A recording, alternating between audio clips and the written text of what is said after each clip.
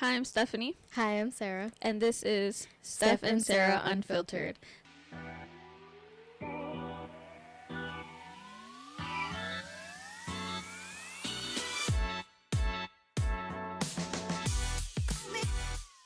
Thank you for joining us now on episode 10. Double digits. Wow, double digits now. Wow, time just flies by. Really does. If you haven't seen our previous episodes, please check the link in the description. Make sure you like, share, and comment, and subscribe. Please subscribe. We would really appreciate it. So this episode, we're going to talk about something a little more serious, something important to both of us, and that is mental health awareness. Not that many people really talk about it. You know, it's not really a fun topic, I guess, but it's something that Definitely needs to be discussed for sure. But before we get into that, we like to do our peak and pit of the week. So you can start with your peak. Okay, peak. We'll start with the good first. Yeah, go for the good. So my peak is I signed up for a 5K run. Yes. Which is very out of my comfort zone for sure, because I'm not a runner. I mean I used to run very long time ago. I never ran. I don't exercise. Nope. And I mean I used to exercise, but not as often as I should have. But I definitely don't. I'm definitely out of shape. So yeah, it's exciting because now I get to train for like 2 months. It's in January, and mostly I'm doing it because one, again, is out of my comfort zone and something new, and I really just want to accomplish something that I've never done. And I have a lot of respect for you to do that, because I know it's not something I would ever do. Yeah. I mean, okay, never say never. Maybe I'll have the courage one day. But I just know when I run for even a minute, I lose my breath. Oh, yeah. Like, immediately. That was me today. I started training today. I ran a mile in 13 minutes, which is not good. But for me, that was like okay to start off with. That's not bad, yeah. So, that's also really good motivation. Yeah. Like, where it's like, okay, you have to be ready by this date. Yeah. So you're like you're ready to train committed. And you're doing the exercise. And I paid $40 for this, so oh shit, I'm doing put it. money in it. You have to do it too. Do it. The money makes it even more valuable. Yeah. Can't be wasting money out here. Exactly. So yeah, that's what I'm doing for the next 2 months. That's pretty cool. I'll definitely be there to cheer her on. She'll be like, yeah. I will be watching from the sidelines, especially because I know so many people go to these things too. Yeah. I've always seen it. I'd be like, oh, that's cool. I think it's called the Penguin Race. Penguin Race. Here in the city, they do that in Central Park. Yeah, they're doing in Central Park. Yeah. So I tried to go to Forest Park and do the hills and stuff. That was not good to start off with, because you know what you should do? You should try biking in Central Park. Have you done that? Yes, I have. Oh my god! I did that months ago with Frank's family, and I wanted to die. I was like, yeah, this is so much. It's so hard. I didn't know there were so many hills in Central Park. Like, yes, am I new? It's huge, so you're there forever doing it. It's a lot. Yeah, it's too much. So what was your peak? My peak. This weekend I was with my family, with my cousins, and I always have fun with them. We went to Six Flags. And I have been to Six Flags at least 3 times now in the last 3 months. And I don't care because I love it. She has a seasonal pass. I have a season pass, so I have to make it worth it, you know. Like, it's money. Yeah. But also, I just love the roller coasters. I've always been, like, into, like, the adrenaline rush I feel after roller coasters.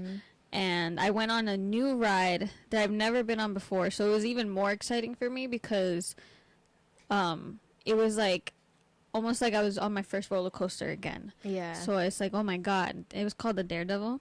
Because you kind of don't know what to expect. Yeah, I really didn't. And like we were like, I was in the very very front of the ride, which is usually fine. But I like to be in the front seat because you feel it like a little more, or the back. Yeah. So I was the very first person there, and like just front row, and I just went. I didn't know what to expect, and it was just so amazing. Like, that's one of those rides that, like, messes up your hair. Oh, and I had my yeah. hair in I a love braid, those. too, and it was just like, and I was like, oh, my God, that was amazing. It was so good. I Yeah, loved you it. feel so, like, wow after. Yeah, I love the roller coaster so much. I haven't done a roller coaster in a while. Yeah, we gotta go. Yeah. Now I got the season pass. We gotta make it worth it. Yeah. But yeah, now our pit of the week. You Pit want to of share the yours? week. You go first. No, I'm kidding. You want me to go first? No. Let me do mine. Mine's worse. But my pit of the week is the past week, I guess, because now it's Tuesday, and so it was on a Sunday. It was like Sunday night before bed, and like it was just one of those moments was I was not feeling enough, Yeah. or like like enough as a person or to anyone, to myself. So I was just in my head a lot. Like that was just one of those nights where I was in my head, and I started thinking about like hurting myself. So that wasn't good. Cause Yeah. for for someone who struggles with mental health, that wasn't something that I feel like I had passed a long time ago. Mm-hmm. And like I again, I don't get that. I used to get it more often then, but now I feel like as I got older, it's not as bad. So I was like, this is not good if I'm feeling this way. So, I kind of had gotten up and I tried to distract myself and like prepare like my stuff for the next day for work because I was working. So I was like, oh yeah, but I had gotten up and I had gone to the kitchen and like that, I had gotten up with the intention of like, or not intention, but with the thought of, oh, like I want to Yeah.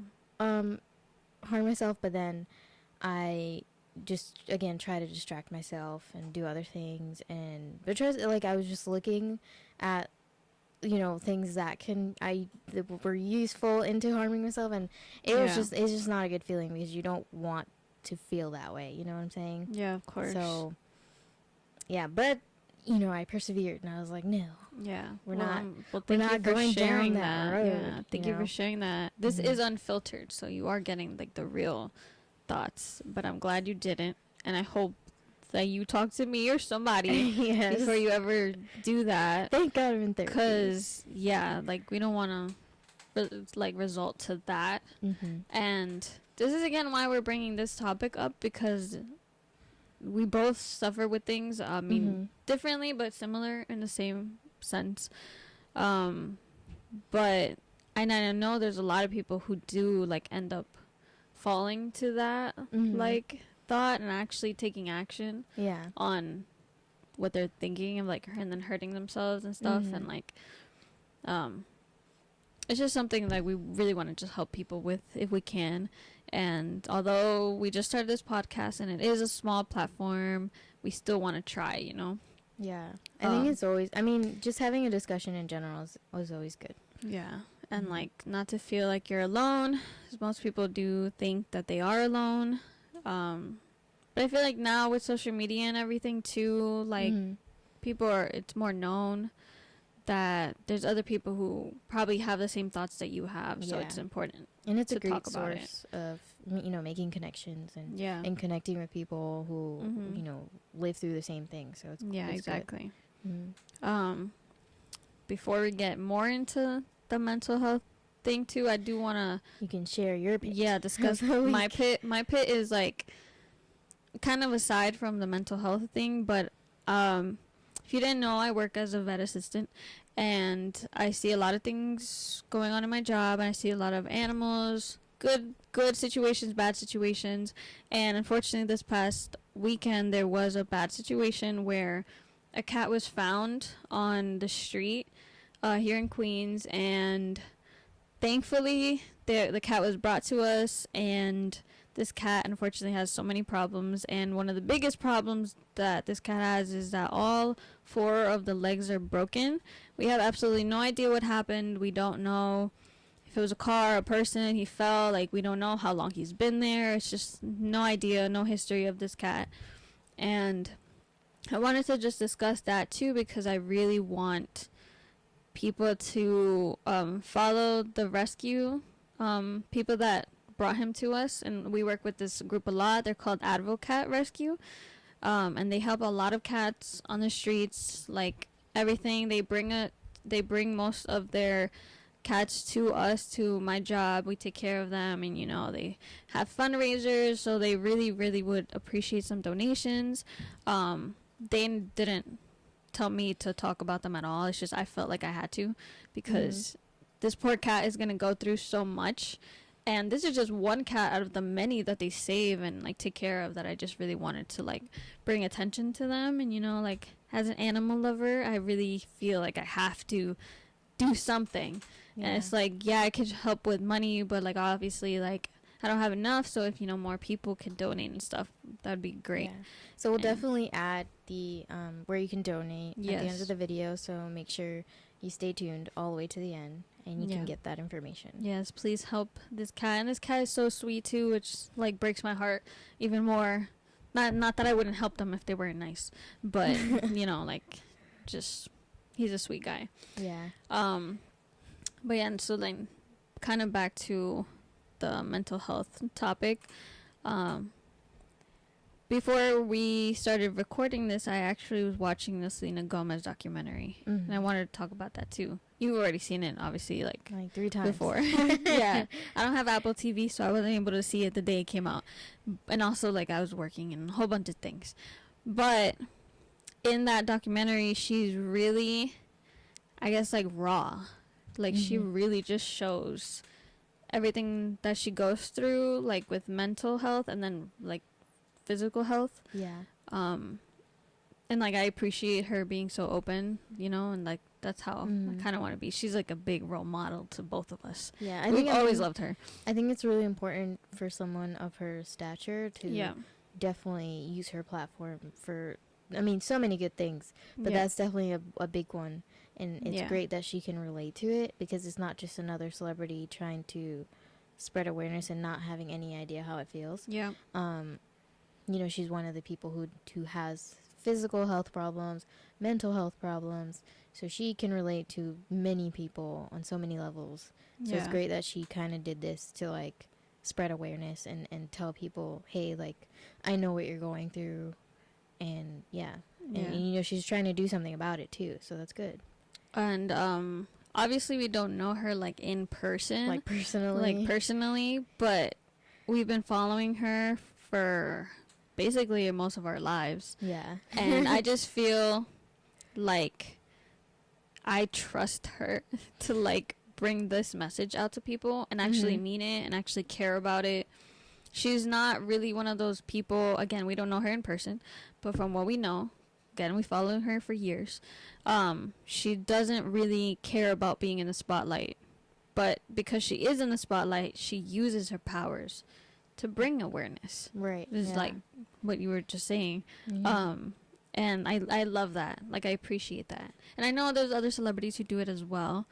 But for her, she even has a whole, like, makeup, like, brand, everything, where she and those makes profits that, go to mental health. Exactly. Yeah. So, we love that. And there was something they mentioned in the documentary where she was talking to a therapist. I believe he was a therapist. I'm not exactly sure. I don't remember what his title was. But basically he said something that was like interesting to me, where he was basically saying like some people kind of almost like they don't act like themselves when they're meeting new people, which then makes them disconnect with the new people they're acting like. If you're not your true self with other people, then you're just never really gonna have a good connection, with then makes you feel like you're kind of alone, because it's like, oh, they don't understand me, they don't know me, like, right. And that's, I feel like everybody kind of does that when they meet new people. They don't they give that's like a face, like a 10% of themselves into the meeting and that experience. Yeah. And then I think it's later on where it's like they reveal more of themselves. Yeah. If they feel they can trust that person. Yeah, that's definitely something that I do. And it's because I have some trust issues with people. And the reason for that is just like things that happen throughout my life. Like, I've seen the good parts of people, the bad parts, like, and Yeah. I always am having like a wall up, no matter what. And sometimes my wall is like so thick, like you just not getting through. It takes a lot to break It takes through. a lot, and even sometimes I'm just like not really myself. I feel like the only people that I'm really, really myself with is like you, my boyfriend, and like my family, like my cousins. That's it. Like everyone else, yeah, I'm like myself, but I don't feel like the freedom to be even able to like completely open up. Yeah. Which is part of why I feel like I get anxiety a lot, and like all these things that I go through is just like, cause that's definitely like anxious. Like yeah. you get that anxious feeling so much. But yeah, I could definitely relate. I think I'm comfortable around, again, people I trust, like you and Frank, and but I can't relate to the family part, because I feel like sometimes my family does not know me completely. Like they know who they saw growing up, and they know that part of me. Yeah. But do I feel like they know in depth like how I struggle, or how, like I don't think I've ever showed them that side of me, mostly because I've been too afraid to share that with them about how I'm feeling, because again, I don't know how they're gonna take it, or I just feel like I'm gonna be shut down or judged. Or so it's really hard. But yeah, we're going to finish this topic in just a moment, so we'll be right back. Yeah. Hey, this is Stephanie from Steph and Sarah Unfiltered. Thank you so much for watching our episode. If you want to see any of our other episodes, please check the link in the description. Please follow us on our social media so you can be alerted when we have some more videos for you. Thank you. And we're back. So welcome back. Yes. So I actually got to sit down with a mental health counselor and a psychiatrist who has been in the field of mental health for over 20 years now. And she got to answer some questions for us. So we're going to let that play right now and let us know what you think, and we'll discuss it some more right after. Yes. So how does someone know they have anxiety? I don't think anyone knows initially that they have anxiety, but some of the symptoms, if you call them that, associated with somebody that have anxiety, is always feeling overwhelmed, sometimes having trouble sleeping, feeling nervous all the time, restless. Those are telltale signs of somebody who's suffering from anxiety. Then it gets to the point where your thoughts consumed about specific things. So that's how someone can tell that they're suffering or they're having anxiety. And what are some of the first signs or some signs that people with anxiety have? Some of the first signs that people with anxiety have. Everybody's different. Everybody experiences anxiety differently. Let's see.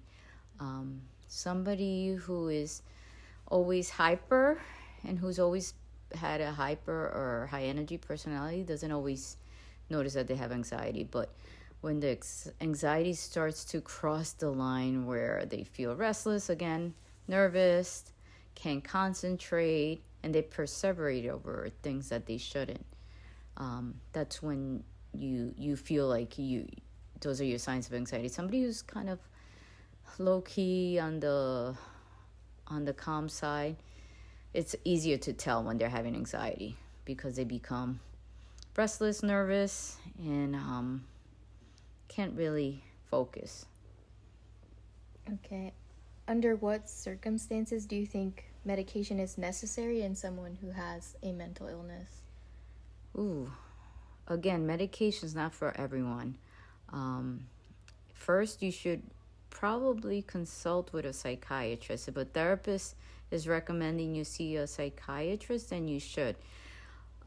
Usually a psychiatrist is very good at pinpointing why you need medication.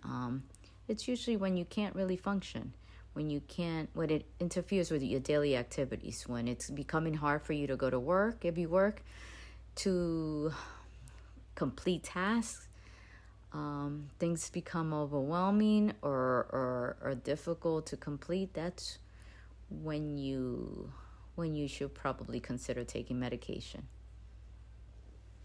What is the difference between a panic attack and an anxiety attack? The experiences I had with people with panic attack, I've seen it and they've told me that they feel like they're having a heart attack. They can't breathe, they're holding their chest, they feel like they're gonna die. Anxiety attack is not as serious. The person actually knows that they're having an anxiety attack. Panic attack seems a little bit more extreme. And people often end up in the ER thinking that they're having a heart attack and they get diagnosed with a panic attack. And what is the biggest contributor factor that can lead to a mental illness? Okay. Well, that's a big question. So mental illness, the way I split up or the way I view mental illness, there's mood disorders and there's thought disorders. The mood disorders are usually the anxiety and the depression and things we call bipolar disorders with mood swings. Contributors to that or factors are usually an incident, trauma. Some people call it trauma. It could be in childhood. It could be a recent. That's usually the contributor or the factors. For thought disorders, which we usually refer to as schizophrenia, schizoaffective, delusional disorder, paranoia, that's usually genetic. Usually studies have shown that you inherit that from somewhere in your family, whether it's one generation, 2 generations ago. So those are the 2 contributing factors. It could be genetic if you're suffering from thought disorders, or it could be environmental if you're suffering from anxiety or mood disorder. So those are the contributing factors in my experience. And then, is there a difference between men and women who have mental illnesses? Well, gender differences. Sure, there's hundreds of studies out there that try to prove differences. In my personal experiences, I've worked with both men and women, and I see that there's equal amount of depression, anxiety, equal amount of schizophrenia or thought disorders in both populations. The stereotype or the image is that women tend to be more histrionic, more hysterical, more outwardly open with their feelings, so they get labeled more as depressed and anxiety or bipolar. But men also suffer from the same disorders. It's just I don't think they get stereotyped or labeled as such. But I guess it's the media, even commercials tend to use more women. More Right. women in displaying depressed. Movies tend to show more depressed women. I can't remember the last time I saw like a depressed or an anxious guy in a movie. And if it is, it's like a comedy. They make it a comedy. So I don't think there's any specific gender differences in the disorders. I just think it's the way it's portrayed. All right. All right. So I hope that you guys kind of got a little bit educated on got some insight. Yeah. Mhm. Kind of thought about if you have any symptoms or have you gone through stuff? Do you know someone who has those symptoms who've gone through some things too? Because it's just important to also like just be self-aware, Yeah. you know? For one of like the first questions where it was like, how do you kind of know that you have anxiety? Like when I was listening to it, you saw like I was like check. That's me. That's And me. like I've never been like diagnosed with anxiety or depression, but from my research, from people I know who have been diagnosed, and just overall everything that I've heard, learned, I do feel like I definitely suffer with anxiety and depression. and it's something that I wasn't like actually aware of until like maybe a couple years ago. Like I always felt like I had basically like what is anxiety, but I never knew what to call it until like a couple years. Like you felt it, but Yeah. you didn't know what it was called. Yeah. So, yeah. And it's because I spoke more to more people. I kind of like talked to people again who were like diagnosed, and like their symptoms are like my symptoms, and then I was like, oh, like maybe I do have it. And then I did my research, and I most likely do. I still need to go to a therapist, and I will go to one as soon as I can, because I think it's so important, and we say this like all the time. Yeah. So I mean, I've mentioned this a lot of times before, but I have recently been in therapy. So I did get diagnosed with like an unspecified anxiety disorder and also moderate depression. So I mean, I kind of knew that already in a way, in a sense, because again, I don't know how severe it was or what kind of specific thing I had, but I knew there was some underlying thing going on with me. And also just recently learning from, again, like social media, TikTok, all these places, like social media platforms, you know, you learn so much, or things that you see on TV. And that's also like how I figured out, oh, like I have all those symptoms, or that's how I feel all the time. And then I was like, maybe I do have that. And it turned out, you know, I did. And I hope people paid attention to what the symptoms could be of anxiety. And she mentioned too, everyone's different. Yeah. But like the average person, I guess, who could have anxiety would have like the feeling of overwhelmingness, just the restlessness, the overthinking, like all that stuff. And that could just, and I feel like anxiety and depression is like something that most people might have now, but there's obviously other like mental like illnesses or disorders, you know, that you might have, you don't even know. There's that definitely you have a lot of things that go in depth. Yeah. More. Like you can have an anxiety disorder, but there's so many of them. Yeah, exactly. That you can have like a subcategory of that. But I do definitely think a lot of people suffer from general anxiety disorder. Yeah. You know, just being anxious. Like I'm sure a lot of people have had that experience of feeling anxious somewhere or with some person. But yeah, that's definitely, imagine that, and then you know someone just feels it all the time. Yeah, exactly. That's definitely someone who has anxiety. And like to the other stuff that she mentioned, that it could be different in men and women. Yeah. But overall, I think in the society kind of views women as being the more, like she said, like hysterical, like more emotional, you know, we're labeled as the emotional ones and all that stuff. Which is why so many men don't get diagnosed, because they don't, you know, they don't see what's happening to them. And it is men though. Men do suffer more from mental health than women do.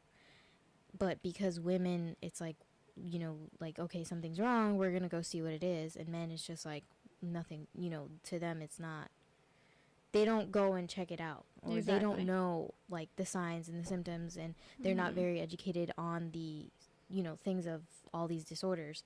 So I think it's so important for a lot of people, or, you know, mental health specialists and anybody who knows anything about mental health, to just keep going out there, and especially talking to men about it.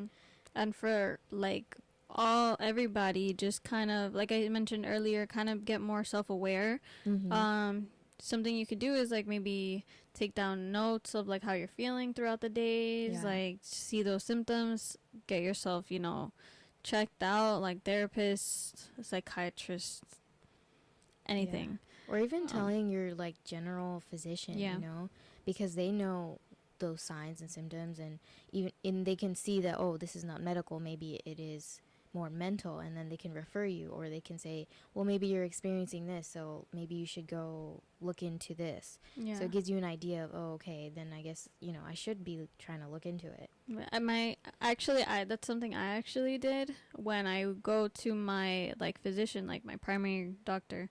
They ask you kind of like basic questions, like how are you feeling? Do you feel ever depressed? Do you feel motivated? Like all that stuff. And there was a point where I was answering them, and that kind of rang an alarm in her head, and she recommended I go see like a psychiatrist. Now the psychiatrist though, like I feel like with them they're more about the medication. They'll give you medication, and like there's another thing that we were just talking about is like not medication is not something that'll help everybody. It's not for everybody. And although it might help me, I don't know, we'll probably get there at some point. It's not something that I want to do. Like I don't ever want to have to take medication, and like I'll do everything else to avoid it because I just don't want to rely on it. But again, it's not. There's definitely more holistic. Yeah, and it's just me. Like I don't want to have to take medicine. But again, and there's nothing wrong with taking medicine at all. If it works for you, then that is what works for you individually. But yeah, everybody's different, and there's definitely holistic measures. If you're someone who personally doesn't want to take medication, then you can definitely look into holistic measures that are like aromatherapy or journaling or things like that. That's more of a like different route than just automatically going to medication. I recently learned and I actually didn't even know that this was actually like a profession, but there's people who are psychotherapists, and that's like a little different than just like a normal psychologist and a psychiatric mental health counselor. And so the specific person I spoke to, what she does is that she's more on a spiritual kind of level. She's more about like the yoga, the meditation, like the aromatherapy, like she's more about all that stuff. And that's where I feel like I would be more interested in that stuff. I've actually done yoga, not like religiously, but I've done yoga once. It was not easy. It, and it really is like it's so soothing. It's hard if you're doing like it's hard like a not beginner class. It's definitely hard because you don't there's a lot of like movements and stuff. But if you're just the way it begins and ends just you feel amazing from like right after, like you start some way, and then by the end you're like, wow, that was like such a like fresh of breath air. I feel like yoga would help me so much, but my problem is, and this is something that like goes into like my anxiety and depression, is like I don't feel like I have a comfort place. Like I have a home, but I don't feel like I can just kind of be myself in my house. Like a safe place. Like I don't have that, a safe place. So that's why I kind of haven't done anything further. And like most like what you're doing, most therapy sessions are kind of like remote now, right? I don't feel comfortable enough to be in my house to speak to a therapist remote. Right. And like I don't have a space where I can do that. I'm not in danger, okay? Everything's fine. It's just like my own mentally I'm not a safe space. Like I just feel like almost like everyone's listening, or like I get interrupted really easily, so I just don't You definitely want to feel comfortable when you start doing that. You don't want to be like on edge or feel like you can't share things because you're not completely alone or comfortable in your space. So that's why I feel like for me, and I hope other people can relate, is like I haven't really taken too much of an initiative to get myself like to a therapist yet. But I do plan on hopefully moving soon, or like just finding myself a safe spot where I can feel comfortable and like really just like let everything out. And like that's another thing, is like I have always had a problem with being too emotional, and I feel like Which right is so now normal. There's no such thing. it is normal, and like now I'm like older and I'm more aware of what's going on, and like my emotions, I'm more connected, I guess. But growing up my whole life I've always been labeled as emotional. And yeah, it's like because I cry, I know, but the reason I cry is not because that I'm always sad. It's more that I'm angry. I'm just like an angry person sometimes. So then my emotions like take over and I cry.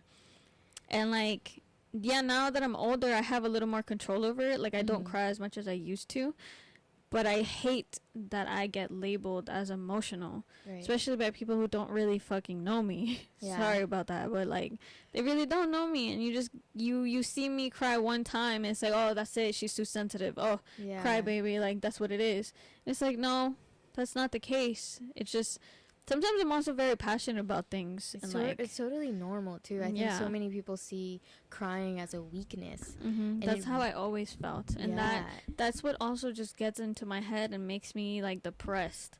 Because it's like, damn, it's like I know that I'm a strong person, and I know that I could really like get crazy. But they see me cry and it's like, oh, like, nah, like, oh, whatever, like, oh, she's just a crybaby, like. And again, those are she's just people who see crying as a weakness. Which crying is so healthy. It's so good for you because you're literally releasing all of that. You're not holding it in, and you're not trying to contain it. And honestly, people who don't cry, it's like, you know, like you're locked in yourself. Like, what is going on in there? And I feel like those people also show their emotion in a different way. Some people actually get physically angry, like physically angry, violent, like I've definitely seen people get angry and like hit a wall, or like punch a wall, or like slam something, or some people could be like domestically abusive, like to somebody else. Like, so I'm like, yeah, I prefer to cry. Definitely. that's I am not for violence. Like, I am not that person. I know, like, hey, listen, if somebody tries me, I'm not gonna back out.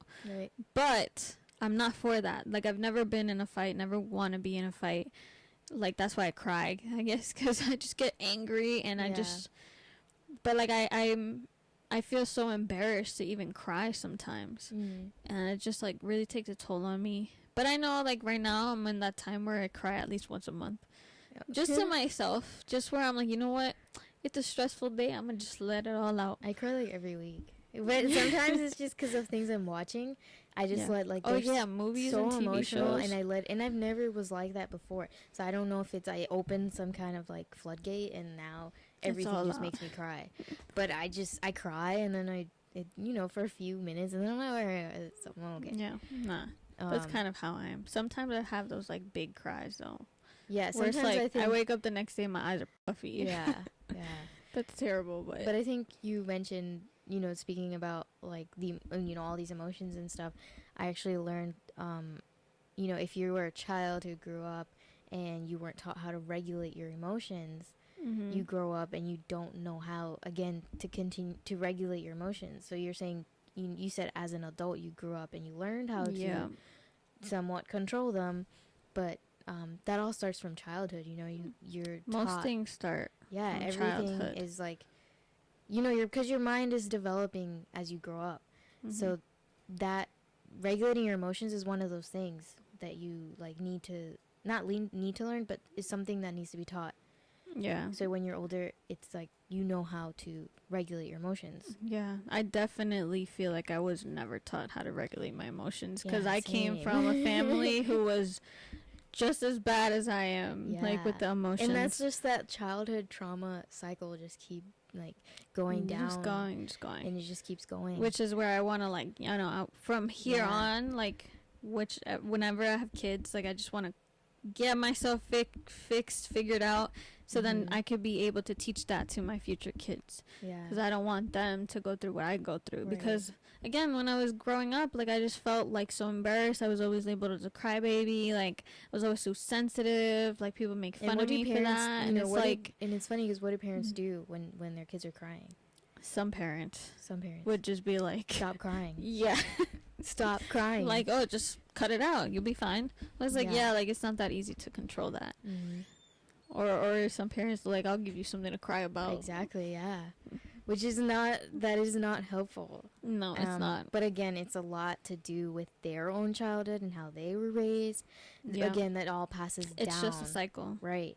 So the way they were shown, the way they were raised, it just, that's what they did to you, or that's what they did to me and you.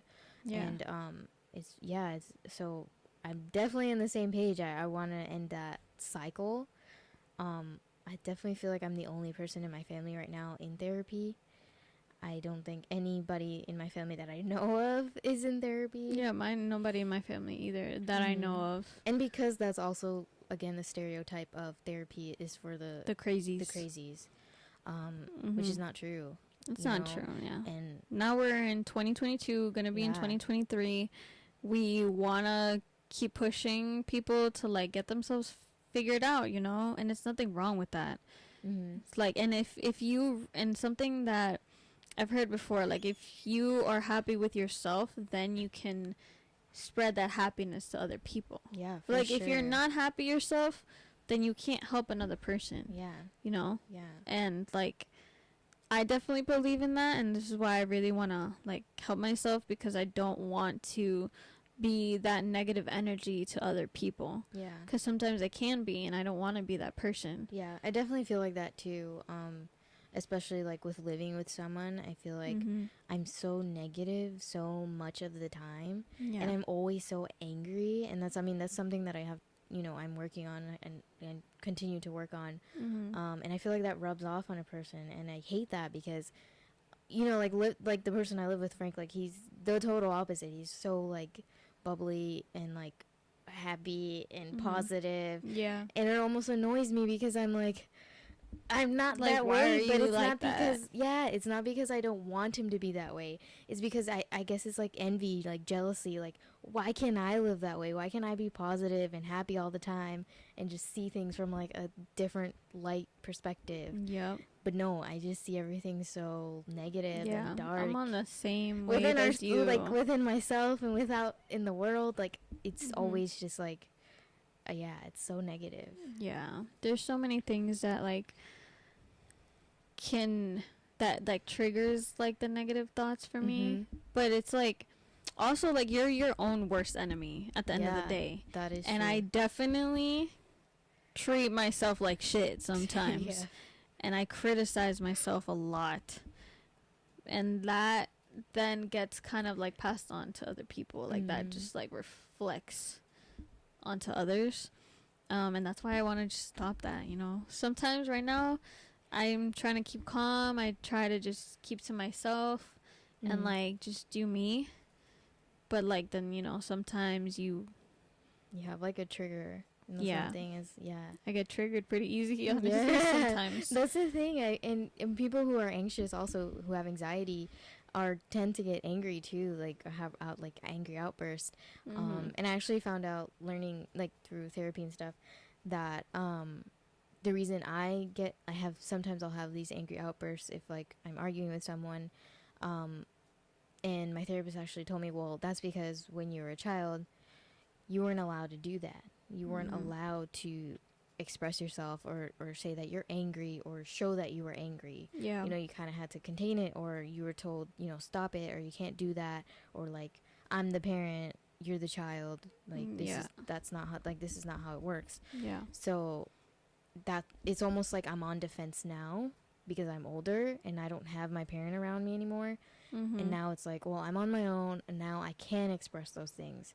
So I feel like I use that a lot. I use a lot of angry outbursts because I'm like, well, I'm going to defend myself now. Yeah. Because I didn't get to do it when I was younger, which really sucks. Again, it goes back to the whole regulating emotions. I feel like if children are allowed to do that, express all the emotions they have and you helping them work through it, it will make such a big difference when they get older because they won't, they'll be a normal emotional person. Exactly. And like I feel like I'm throwing a lot of quotes out there, but now I'm gonna throw another one. you have to be the change. What's the quote? It's like you have to be the change you want to see in the world. It's like it starts with you. Like you have to figure yourself out, and then you can spread that along to the world. You can keep and like, just help. It's like a domino effect. Exactly. Yeah. So we're gonna start with ourselves. Yeah, we're working on ourselves. Definitely. I'm gonna definitely, something that also makes me really, and you know what's crazy is like this was a question I wanted to ask you too, is like, when did you like kind of have like you knew, okay, yeah, maybe I have anxiety, like the trigger, like when did you know? It's like, oh, okay, this is what it is. I feel like it was probably, I don't know really. It's so hard to tell, but I can tell you this. So I used to journal, which I guess it was good because you let all it out. I was 12 or 11. I was in middle school, and yeah, I used to journal all my feelings, and I had so much like anger and I mean, I was going through the normal, preteen stuff as well. Yeah. Boys and this, but I also wrote so much about my relationship with my parents, and that was like 13 years ago, and I'm still in the same place. Yep. So I've been dealing with this for 13 years of my life, and I only realized it probably like 5 years ago. Yeah. Like when I was like in the beginning of college, maybe in high school, I don't, I think that's when I really like got in tuned with, I think I have like, this is what it is. Some kind of, Yeah. Yeah, I knew it wasn't a good feeling. And then also, during that time too, in junior high school, I had all those thoughts of like harmful thoughts, suicidal thoughts. And again, I was only 12, 13. Yeah. And so I knew it wasn't normal to feel that way, and, but I didn't know what it was, but I knew something was wrong with me. I was not happy. I was sad, of course, and sad to the point of depression. And that's where that played in. So yeah, I think I knew a little bit after that, again, like in high school-ish. I think I tried to understand it more. Yeah. And I got a little better, but I knew that it wasn't normal. If that makes sense. No, I'm definitely the same thing. Like, I feel like I was a little more self-aware about my emotions coming into like 11, 12 years old, like middle school. But I always thought, because again, like I was labeled a crybaby, emotional. I was like, okay, that's what I am. Crybaby, I'm emotional. Like, that's just what it is. You were like accepting the label. Yeah. And like, then throughout the years, obviously, like, doing my research again, I came to terms that I'm like, okay, that's not that. It's like my anxiety. Like, I had anxiety. I definitely have had depression. I've had moments where I've had thoughts of like, going yourself. Yes, going. But I knew like I had to be stronger than that. And like that's why I'm still here today, thankfully. But I feel like when I really, really knew that I had some kind of problem was like maybe after college, because in college I only went to college for like a year and a half, but the specific year I went away and I was just so happy. Like, I was really like in such a good place. I feel maybe not fully mentally, but I just felt happy. Like, of course I had bad moments, but I was happy. And then I had to leave college, and that like put me into like depression, like so hard, because I was so happy, and then I took like a turn, and like I ended up back where I started, and I just felt like I was a failure and all these things, where it's like, let me chill. Hold on. Let me reel it back in. You were not a failure. But yeah, like I just like knew like, okay, like after college I had something going on. Like, for sure. That was like my, I guess, epiphany. Yeah. That's when I had it, the epiphany. Like, and then I looked back at my life and I realized, oh, like I've been had this. It's just now I know what it is. Yeah. But like I still need to get more in tune with my emotions. and all that stuff. See, I'm really proud right now that I didn't just cry because years ago I would have been bawling. Yeah. I would, like, now I see animals and I could just, like, hold in my tears. But that's a big reason why I even stopped school, because I realized I had to deal with all these like harmed animals, and like I just couldn't deal with it emotionally. But now I'm in a place where I could do it, and I'm pretty proud of myself for that. Yes. Like, I didn't get triggered. I'm proud of you too. Thank you.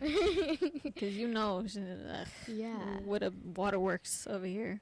She definitely would have passed that on. It's like contagious. I would have definitely been like crying too. I'm totally that person too. Like, where I'd like take your emotions too. Like, if you start crying, I'm crying. Hell yeah. No matter who you are. And that happens to me whenever I watch TV shows and movies too. Like, if they start crying, like, mind you, they're good ass actors. Yeah. They start going. I just like, it's just so emotional because you feel it. You're like, okay. Yeah. But yeah, I get the same way too. I'm very like, I don't want to say I'm very emotional, because I don't think there's any such thing as so emotional or very emotional. You just experience emotions, and it's okay to experience all those emotions. And that is something else that we said. Wait, I want to say, because Frank told us something earlier. Oh yeah. About being perfect or imperfect. Yeah. And it's like, nobody's actually perfect, and the word imperfect. I'm perfect. So just remember that. Just remember that. Take that with you. I'm gonna take it with me. So I'm perfect, but am imperfect. We're all beautifully imperfect. Yeah, everything makes us. There's so many things that makes us so different, but like, that's the greatness about us. We're all unique, and honestly, even though we're all so different, we're all so similar in the same time. Yeah, we're all connected in some shape or form. Yeah. You know? And I think I want to leave the podcast with some things I found online, just a little like helpful thoughts to try to keep you guys a little more positive, something that I'm going to look at all the time.